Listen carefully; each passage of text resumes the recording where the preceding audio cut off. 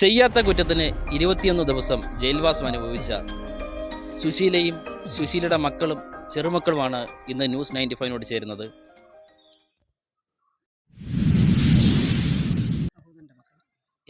എന്താണ് ചേച്ചി, എന്താണ് സംഭവിച്ചത്?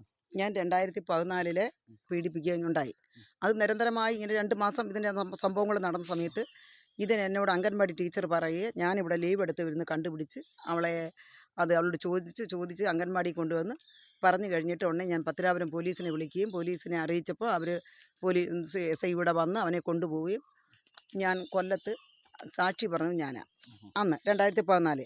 അങ്ങനെ അവന് 10 വർഷം ശിക്ഷ കിട്ടി. അവനെ പിന്നെ അത് കഴിഞ്ഞപ്പോൾ ഈ പെൺകുട്ടിയെ സർക്കാർ ഏറ്റെടുക്കുകയും ചെയ്ത് അതിനുള്ള പകരമാണ് ഇന്നിപ്പം ഈ കഴിഞ്ഞ വർഷം എന്നെയും അവളുടെ ഇപ്പം ഇതിനകത്ത് ഇരയാണെന്ന് പറഞ്ഞ പെൺകുട്ടിയുടെ മൂത്തമ്മയുടെ മകനുമായിട്ട് ഒരു വാക്കേറ്റം ഉണ്ടായി. അന്ന് നമ്മുടെ തൊട്ടടുത്ത് ആ റോഡിൽ പോസ്റ്റിൻ്റെ അടുത്ത് ആ വാക്കേറ്റം ഉണ്ടായ ഉടനെ ആ പയ്യനെ ബൈക്കിൽ നിന്ന് ഈ പിള്ളേരെ ഇടിക്കാൻ വന്നോണ്ട് ഇവൻ ചെന്ന് മറിഞ്ഞ് മാറുകയും ചെയ്ത് അവൻ റോഡിലങ്ങ് വീണു.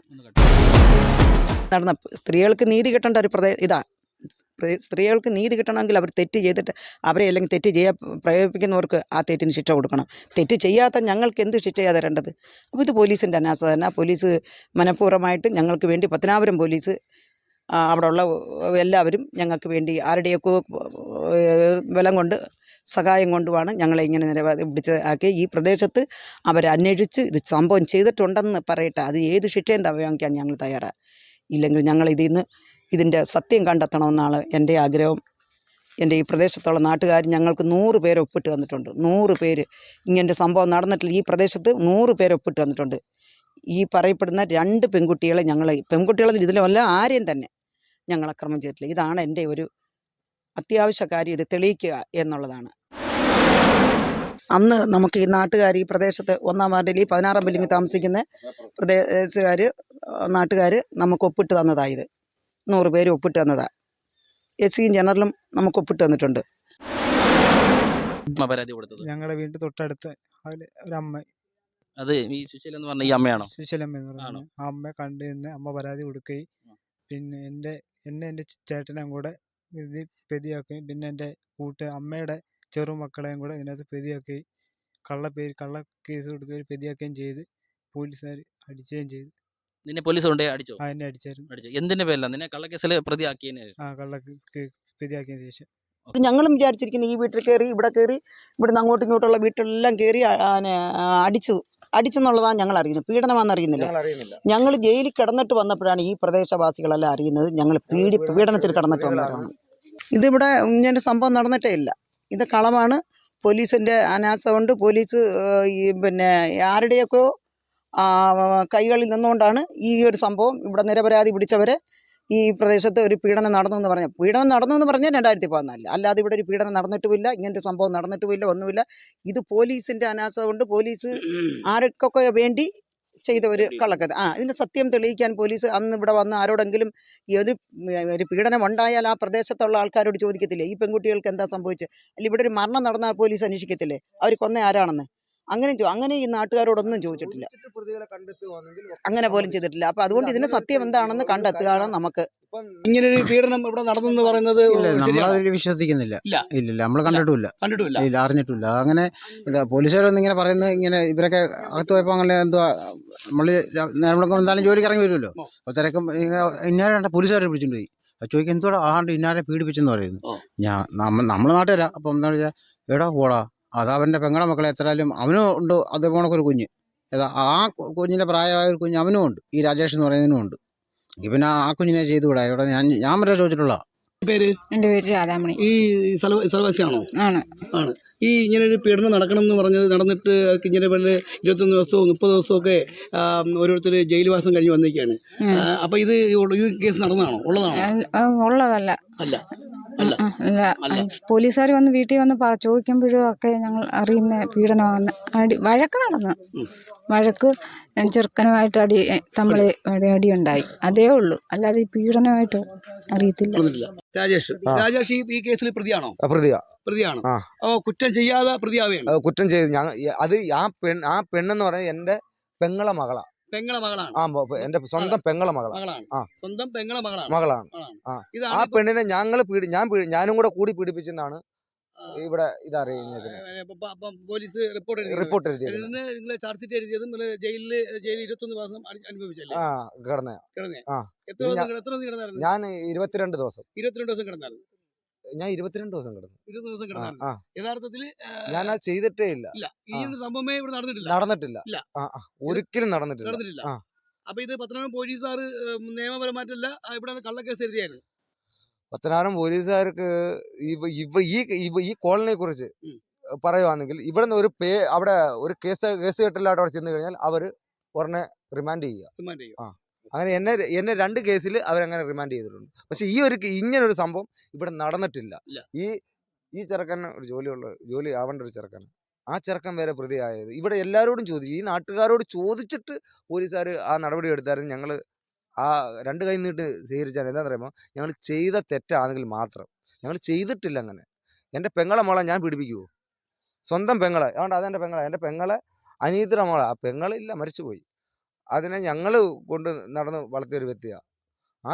ആ കുഞ്ഞിനെ ഞങ്ങൾ പീഡിപ്പിക്കുമെന്ന് പറഞ്ഞു കഴിഞ്ഞാൽ നാട്ടുകാർ തന്നെ, ഇവിടെ തന്നെ ആൾക്കാരൊന്നും ഒരു മനസാക്ഷി ഇല്ലാത്ത രീതിയിലല്ലേ. ാണ് ഈ പയ്യന്മാര്.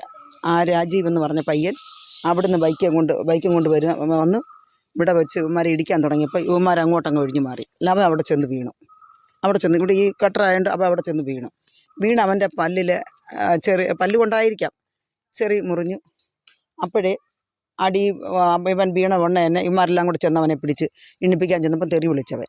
അപ്പോൾ ഈ പിള്ളേർ, ഈ രാഹുലും ഈ രാജേഷും അങ്ങോട്ടങ്ങ് പോയി, കൊച്ചു രാജേഷും പോയി. അത് കഴിഞ്ഞ ഉടനെ ഓട്ടോയ്ക്കകത്ത് ആൾക്കാർ വന്ന് അവരെ കൊണ്ടുപോയി.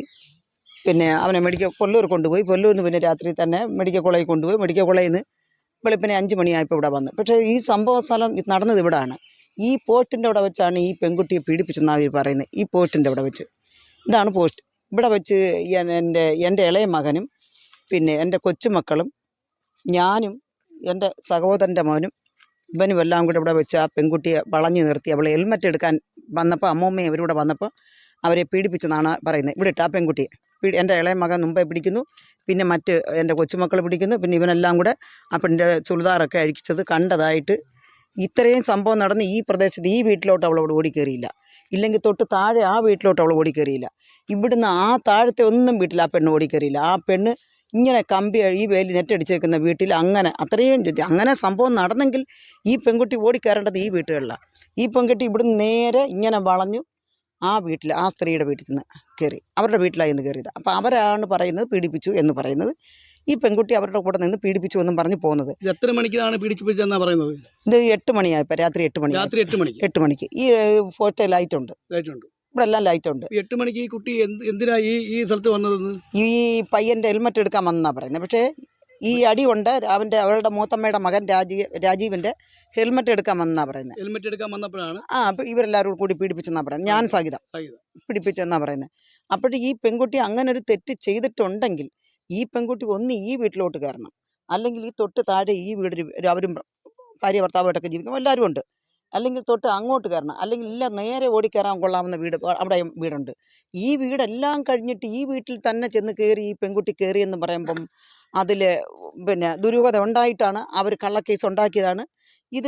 ഈ സംഭവം ഇവിടെ നടന്നിട്ടില്ല. ഇവിടെ അങ്ങനെ സംഭവം നടന്നിട്ടില്ല. അടിയുണ്ടായത് ഇവർ പിടിച്ച് ഇവനുമായിട്ട് തലേന്ന്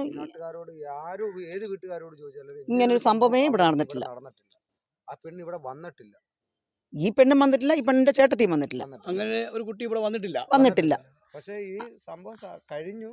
ഒരു വിഷയം ഒരു വഴക്ക് നടക്കുന്ന സമയത്ത് എല്ലാവരും വരുമല്ലോ, അത് കഴിഞ്ഞ് വന്ന് എല്ലാവരും കൂടിയെന്നേ ഉള്ളൂ. അല്ലാതെ ഇങ്ങനെ ഈ പെണ്ണ് ആ സമയം ഹെൽമെറ്റ് എടുക്കാനായിട്ട് ആ പെണ്ണ് ഇവിടെ വന്നിട്ടില്ല. ആ പെണ്ണും ഇല്ല, ആരും വന്നിട്ടില്ല. പിന്നെ ഞങ്ങൾ കേസിൽ പ്രതികളാകുമ്പോഴാണ് ഞങ്ങളെല്ലാം, ഞാൻ ഈ ചെറുക്കനെ, ഈ അമ്മ, ഞങ്ങളെല്ലാവരും കൂടെ കേസിൽ പ്രതികളാകുമ്പോഴാണ് ഈ പെണ്ണ് ഇവിടെ വന്നെന്ന് ഞങ്ങൾ തന്നെ അറിയുന്നത്. ഇവിടെ ഈ പത്തനാപുരത്ത് പോലീസ് വന്നിട്ട് ഈ പോലീസ് വന്ന് ഇവിടെ എല്ലാം വീട്ടുകാരോട് ചോദിച്ചു. ഈ പീഡനം എന്ന് പറഞ്ഞ സംഭവം ഇവിടെ നടന്നിട്ടുണ്ട്. സത്യം പറഞ്ഞു நடந்துட்டு அவர் கள்ளக்கேசி கொடுத்துருக்காரோ എല്ലാം കള്ളക്കേസ് കൊടുത്തതാ. அவருக்கு இந்த சம்பவம் நடந்துட்டு இல்லை, அவருக்கு ஒன்றும் செய்துட்டு போயிட்டு இல்லை, வழக்குக்கு ஒன்றும் போகலை. இது கள்ளக்கேசி அவர் வேணும்னு கொடுத்துருக்கோம். അമ്മ എത്ര വർഷം കൊണ്ട് ഇവിടെ ഉണ്ട്? நான் வந்து வருஷங்களாச்சுங்க, 35 வருஷம் 40 வருஷத்துக்கு மேலே. எனக்கு நல்லா மலையாளம் தெரியாது. ആണ്. അല്ല വേറെ ഇതിനകത്ത് സത്യത്തിൽ ഒരു കാര്യവുമില്ല. ഈ കൊച്ചു കുഞ്ഞുങ്ങളെ രാത്രി 4 മണിക്ക് അവൻ ഇവിടെ കിടന്ന് ഉറങ്ങിയപ്പോഴാണ് പോലീസ് വന്ന് അവൻ്റെ കാലെ പിടിച്ച് 4 മണിക്ക് അവൻ്റെ കാലെ പിടിച്ച് കുലുക്കി വെളിയിലിടാന്ന് പറഞ്ഞു. എഴുന്നേറ്റോണ്ട് ഞാൻ പറഞ്ഞു, സാറേ ഞാൻ ഒരു തെറ്റ് ചെയ്തില്ല, ഞാൻ കമ്പ്യൂട്ടർ പഠിച്ചുകൊണ്ടിരിക്കുക, അത് നീ ബുക്കും പേപ്പറും ഒക്കെ എടുത്തോ, ഇനി അവിടെ കൊണ്ടുവന്നിട്ട് ഞങ്ങൾ കൊണ്ടാക്കാം എന്ന് പറഞ്ഞു. ഞാനിത് കേട്ടുകൊണ്ട് പേപ്പറൊക്കെ എടുത്തു അവൻ്റെ കയ്യിൽ കൊടുത്തു. പക്ഷേ അവർ കൊണ്ടുപോയോ? അവർ പഠിപ്പിച്ചോ? ഞാൻ ചെന്ന് പത്തനാപുരത്ത് അവിടെ ചെന്നാൽ ഞാൻ കാണുന്നത് എൻ്റെ കുഞ്ഞിൻ്റെ ഇരുത്ത കണ്ടാലേ ലോകത്തിലൊരു മനുഷ്യൻ സഹിക്കുകയില്ല. അവൻ്റെ പെങ്ങളും വന്ന് അവൻ്റെ പെങ്ങൾ എന്തോ കരച്ചിലായിരുന്നു അറിയാമോ, സത്യമില്ലാതെ പിടിച്ചുകൊണ്ട് പോയത്. ഈ 1-ാം വാർഡിൻ്റെ ഒരു പ്രത്യേകത എന്ന് വെച്ചാൽ ഇവിടെ കൂടുതലും AC തങ്ങിപ്പാർക്കുന്നൊരു സ്ഥലമാണ്. 62 കുടുംബങ്ങൾ ഇവിടെ ഉണ്ട്. പക്ഷേ ഈ 62 കുടുംബത്തിനെയും പത്തനാപുരം പോലീസ് സ്റ്റേഷനിൽ ഒരു പരാതിയായിട്ട് ചെന്ന് കഴിഞ്ഞാൽ അവിടെ ഇരിക്കുന്ന CM കുറേ പോലീസുകാരും എവിടുന്നാ 16-ാം ബില്ലിങ്, പോ നീയൊക്കെ പോ, നിൻ്റെയൊക്കെ കാര്യങ്ങളൊന്നും കേൾക്കാൻ ഇവിടെ സമയമില്ല, ഞങ്ങൾക്കത് അതുമായിട്ട് ഇല്ല. അവരെ പ്രതികളാക്കി കള്ളക്കേസുകൾ നിരന്തരമായി ഈ പ്രദേശത്തെ ഇവിടുത്തെ ഒരു സെമിനാർ വിളിച്ചാൽ വരത്തില്ല, മറ്റൊരു കാര്യത്തിന് ഇവിടുത്തെ ഈ ജനങ്ങളുടെ ഒരു ആവശ്യത്തിനും പോലീസിനെ നമ്മൾ നല്ല കാര്യത്തിന് വിളിച്ചാൽ പോലും വരത്തില്ല.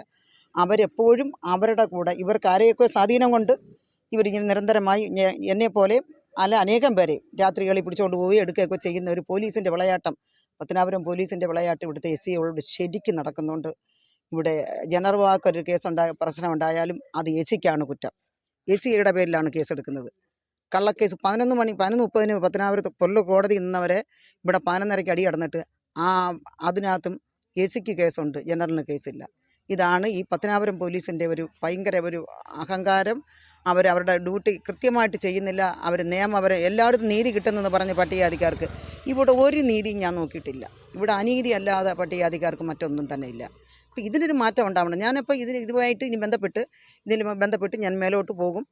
എന്നെ കഴിയുന്ന എനിക്ക് സാമ്പത്തികമില്ല എന്നുള്ളൊരു ബുദ്ധിമുട്ടുള്ളത് ഞാൻ എവിടെയെങ്കിലുമൊക്കെ കളക്ട് ചെയ്തുകൊണ്ട് ഞാൻ ഈ കേസ് വെറുതെ വിടത്തില്ല. ഇതിനകത്ത് പങ്കിട്ടിട്ടുള്ള ഇടപെട്ട പോലീസ് ഉദ്യോഗസ്ഥന്മാരെ എല്ലാം ഞാനതിൻ്റെ സത്യം തെളിയിക്കണം. നീതി കിട്ടണമെങ്കിൽ ദൈവത്തിൻ്റെ സ്വന്തം നാട്ടിൽ ഇനിയും ഒരു പെണ്ണിന് ഇങ്ങനെ സംഭവം ഉണ്ടാവാനും പാടില്ല. ഉണ്ടായാൽ നമുക്ക് ഇറങ്ങി അവരെ സഹായിക്കാനും നമുക്ക് പറ്റത്തില്ല. കാരണം ഇങ്ങനെ സംഭവങ്ങളല്ലേ നമുക്കുണ്ടാവുന്നത്. അതുകൊണ്ട് ഈ സമൂഹത്തിൽ സ്ത്രീകൾക്ക് നീതി വേണം. ആ നീതിക്ക് വേണ്ടി പോരാടുന്ന ഒരാൾ നിരപരാധിയായ എന്നെയും എൻ്റെ കുടുംബത്തെ എൻ്റെ സഹോദരങ്ങളുടെ മക്കളെ ഇങ്ങനെ ഇത് പിടിച്ചതുകൊണ്ട് ഇതിൻ്റെ സത്യം തെളിയിക്കാൻ ഞാൻ ഏതറ്റം വരെയും പോവും. അതിൽ പോലീസ് ഇതിൽ സത്യം തെളിയിച്ച് തരത്തുനിന്ന് ഞാനില്ല. പത്തനാപുരം പോലീസും തെളിയിച്ച് തരത്തില്ല, പൊള്ളൂർ DSP തെളിയിച്ച് തരത്തില്ല, കൊട്ടാരക്കര റൂറൽ SP ഞങ്ങൾക്ക് അനുകൂലമായിട്ട് നിൽക്കത്തില്ല. ഇതിന് മറ്റു തലത്തിൽ പോലീസിനെ അന്വേഷണം വെച്ചെങ്കിൽ മാത്രമേ TP ചന്ദ്രശേഖരൻ്റെ കാര്യം പറഞ്ഞതുപോലെ ഞങ്ങൾക്ക് ഇത് നീതി കിട്ടണമെങ്കിൽ അങ്ങനെ മാത്രമേ ഉള്ളൂ. അല്ലാതെ ഇവരെല്ലാവരും ഇവരെ സപ്പോർട്ട് ചെയ്ത് നിൽക്കുന്നവരാ. അതുകൊണ്ട് ഏതറ്റം വരെ ഈ കേസ് കണ്ടുപിടിക്കാൻ, ഇതിൻ്റെ സത്യം തെളിയിക്കാൻ ഞാൻ പോകും. അത് ഞാൻ ഒറ്റയ്ക്കായിരിക്കും. അതിൻ്റെ ഒരു ശ്രമത്തിലാണ് ഞാൻ. ഇതാണ് ഇവിടുത്തെ നിരന്തരമായി ഇവിടുത്തെ പട്ടികജാതിക്കാർക്ക് കിടക്കുന്ന പീഡനങ്ങളും പ്രശ്നങ്ങളുമെല്ലാം. പക്ഷേ തെറ്റ് ചെയ്തവൻ ശിക്ഷിക്കപ്പെടണം, തെറ്റ് ചെയ്യാത്തവൻ ശിക്ഷിക്കപ്പെടാൻ പാടില്ല. 1000 അപരാധികൾ ശിക്ഷിക്കപ്പെട്ടാലും ഒരു നിരപരാധി ശിക്ഷിക്കപ്പെടാൻ പാടില്ല നമ്മുടെ ഇന്ത്യൻ നിയമത്തിലുണ്ട്. പക്ഷേ ആ നിയമം തിരിച്ചാണ് ഇന്ന് ചെയ്തിരിക്കുന്നത്. അതുകൊണ്ട് സ്ത്രീകൾക്ക് വേണ്ടി സംസാരിക്കുന്ന, പട്ടികജാതിക്കാർക്ക് വേണ്ടി സംസാരിക്കുന്ന, ജനറൽവാക്കാർക്ക് വേണ്ടി സംസാരിക്കുന്ന ഞാനാണെന്ന് ഈ നിലയിൽ ജയിലിലെല്ലാം കിടന്നിട്ട് വന്നത്. അതുകൊണ്ട് ഞങ്ങൾക്ക് നീതി കിട്ടണം. നീതിക്ക് വേണ്ടി ഞാൻ പോരാടും. ഇതേ ഉള്ള എൻ്റെ